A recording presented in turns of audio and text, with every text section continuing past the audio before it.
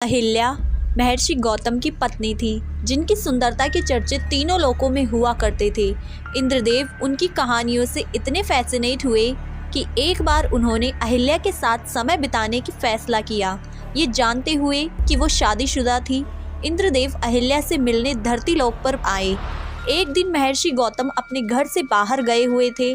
तब इंद्रदेव ने महर्षि गौतम का भेष बनाया और अहिल्या के सामने उनके पति के रूप में प्रकट हुए। उन्होंने अहिल्या को उनसे संबंध बनाने को कहा, लेकिन कुछ ही समय में अहिल्या को यह एहसास हो गया कि वो उनके पति नहीं थे। अपने आप को उनसे दूर कर जब अहिल्या ने सवाल किए तो उन्हें पता चला कि वो दरअसल इंद्रदेव थे। पर जब महर्षि गौतम वापस आए और उन्होंने ये सब देखा तो वे बहुत क्रोधित हो गए। इंद्रदेव को भी महर्षि गौतम ने एक श्राप दिया। वो श्राप ये था कि इंद्रदेव के शरीर पर 1000 योनियां आ जाएंगी। ये श्राप मिलने पर इंद्रदेव की हालत बहुत बुरी हो गई थी। किसी भी देवता से उनका वो रूप देखा नहीं जा रहा था। इसलिए देवताओं ने ब्रह्मदेव की सहायता मांगी। ब्रह्मदेव के कहने पर इंद्रदेव ने शिवजी का ध्यान किया और शिवजी ने खुश होकर इंद्रदेव के शरीर की योनियों को आंखों में बदल दिया। इसलिए इंद्रदेव को 1000 आंखों वाले देवता कहा जाता है। इंद्रदेव को इस श्राप से मुक्ति मिल गई थी, लेकिन इन्हीं सब के कारण धीरे धीरे उनकी महत्वता कम होने लगी। यही कारण है कि वेदों में कम श्लोक हैं जो इंद्रदेव के बारे में गुणगान करते हैं। वहीं दूसरी तरफ वेदों के बाद लिखे गए पुराणों में उन्हें एक सेकेंडरी रोल में दिखाया जाता है। इंद्रदेव का अहंकार इतना बढ़ गया था कि अगर कोई उनकी पृथ्वी लोक पर पूजा नहीं करता तो वे उन्हें वर्षा रोककर दंड देते। लेकिन अब उनके अहंकार को तोड़ने का समय आ गया था। वृंदावन के गांव में एक दिन बहुत बड़ी पूजा की तैयारी की जा रही थी।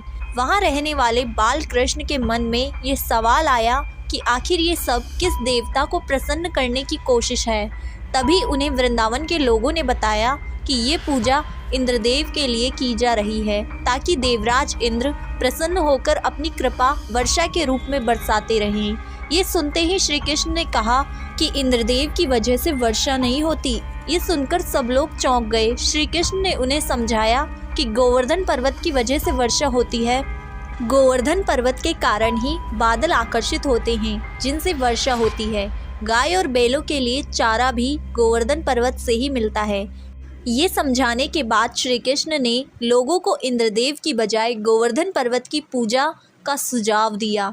सभी को उनकी बात सही लगी और उन्होंने गोवर्धन पर्वत की पूजा की तैयारी शुरू कर दी।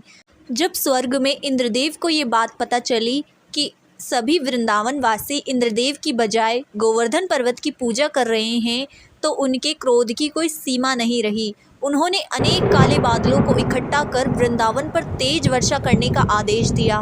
वृंदावन में भयंकर बाढ़ आ गई। सभी ने अपनी जान बचाने के लिए श्री कृष्ण से मदद मांगी।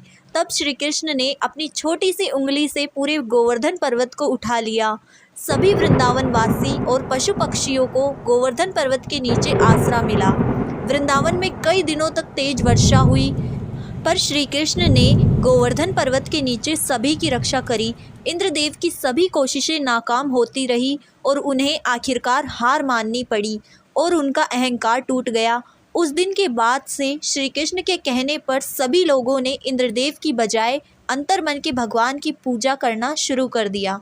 इंद्रदेव की कहानी से ये समझा जा सकता है कि कोई कितना भी बड़ा क्यों न हो, अहंकार सबको नष्ट कर देता है।